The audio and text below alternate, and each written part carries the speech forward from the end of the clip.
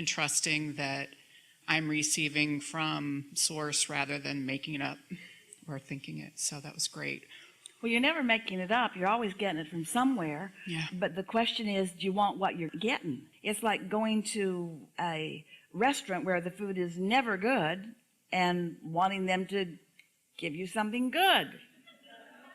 You might want to go to a restaurant where the food is good to get something that's good. It's sort of the same.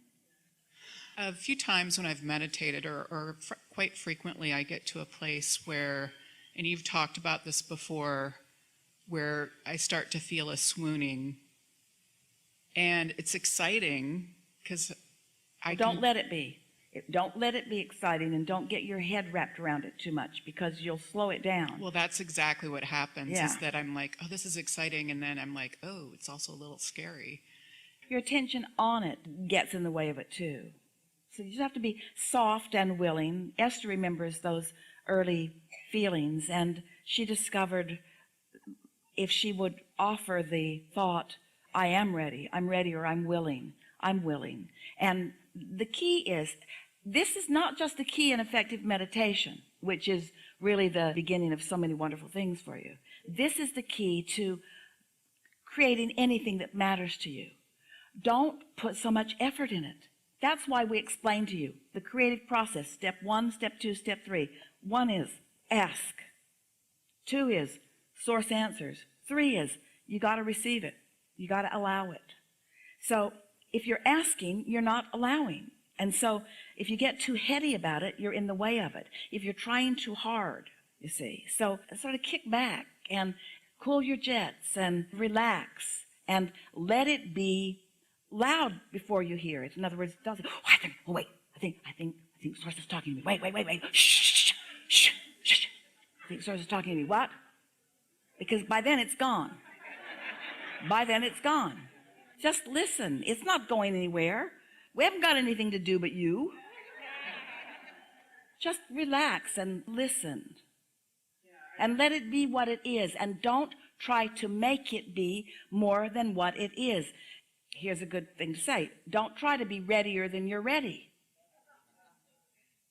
Don't fake it. Don't pretend it for someone else.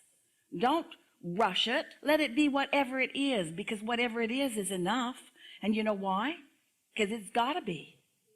It's got to be enough, because it's all it is.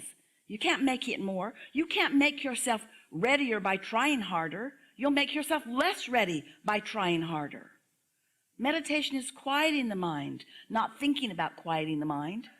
It's quieting the mind. It's not being mad that you haven't quieted your mind. It's quieting the mind. It's not, oh, there, I think I heard something. That's not quieting the mind. That's jumping in too soon. Just relax. This is a good thing. When you wake up in the morning, stay in bed while the bed's moving a little bit, or in the night if you wake up. It's a nice thing. In other words, just relax. We're just going to jump in with this just so that we make sure that we punctuate this. Effort is not the friend of the receiving mode. Effort is the response of someone trying to make something happen rather than allowing something to happen. Because when you tap into this energy, then you have the leverage of the energy that creates worlds working with you. It'd be like when you're moving your vehicle down the highway, you never feel the impulse to get under the hood and work with the belts a little. You let the engine be the engine and you do your part, yes? Sort of the same thing. All right. I received images that I think came from source, but yet, I haven't really trusted that they came from source. Well, we want to say to you, that is almost always the case. When you start receiving images, you've got to be in a high frequency in order to be translating like that. So that's a logical assumption. Okay. Yeah. All right. I guess that's all I have. Really except, good. Thank you. Yeah. That's great. Really good.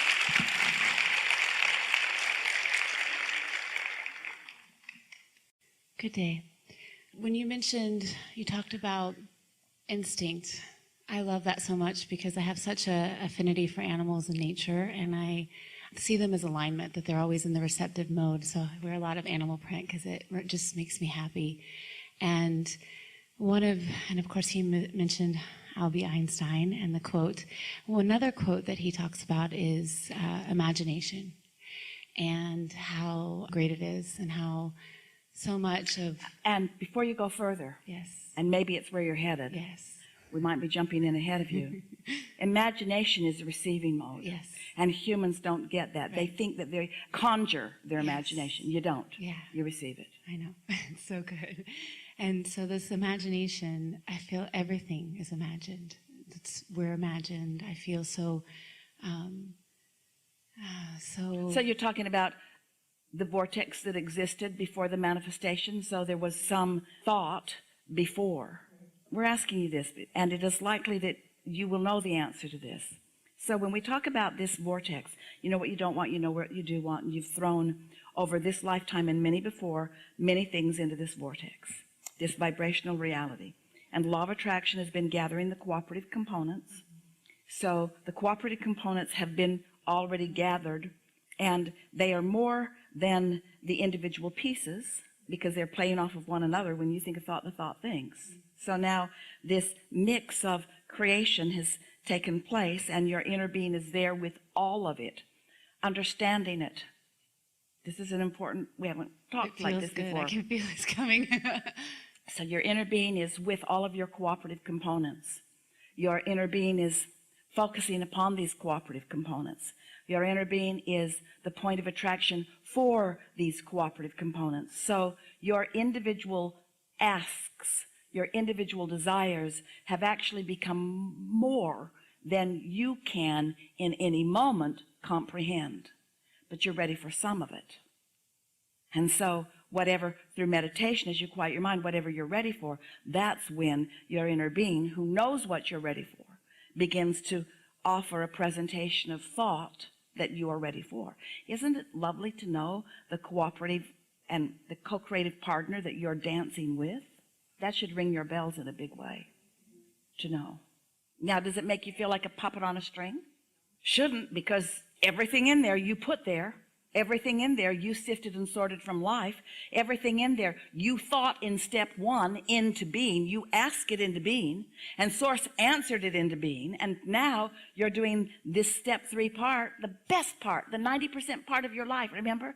The part where you get tuned in and you receive the impulses to explore it, to discover it, to turn every corner and meet it. Yeah. And so what I was wanting to reach for more about the imagination, that inspired imagination. So when you're, especially since... Say it again? The inspired things that you get through imagination. See, the imagination that inspired the imagination, what were you getting at? Just the playfulness, especially kids, they have such amazing opportunities when they take the time. But think about why, because they've got this vortex and they're ready to be ready. They're ready to be ready. They haven't blocked it with all of the rules and all of the negative expectation. Doesn't matter, that stuff. Yeah. And so imagination, it's that inspired idea. And so for me, when I'm meditating, I love just getting into that detached feeling. Well, let's say it better. Imagination is not only an inspired idea. That goes without saying. It's in the vortex. It's a received idea. Because you're the one that allows the imagery. Because you're the one that's got the projector in your head. It's in there, but it cannot come out and be part of your world without your cooperation. Being receptive to it, being in the Did vicinity. you get that? Yeah, that's so good. How are you feeling about this conversation? The reason that we want to know is because we are way out there on the leading edge. And if you're grasping this, in other words, turning thoughts to things is a pretty interesting conversation to have in a physical world. A world that's used to just sorting and sifting beads and putting them into piles and judging which pile's the best and which pile's the most value and which pile's the prettiest. In other words, when you realize the possibilities. So now what?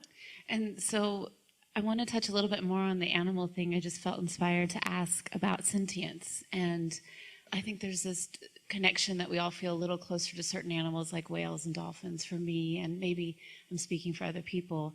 Is there a relationship to us that we have, maybe a similarity with the sentience part of it, where we have access to connect to animals in a way that maybe more than others some? Well, the more like them you are, then the more you relate to them. You relate to each other in different ways too. But we wouldn't spend too much time, because there is the potential now of doing to the animal kingdom sort of what you do to each other, sorting them into piles and so forth. And we think you would be better served with the general concept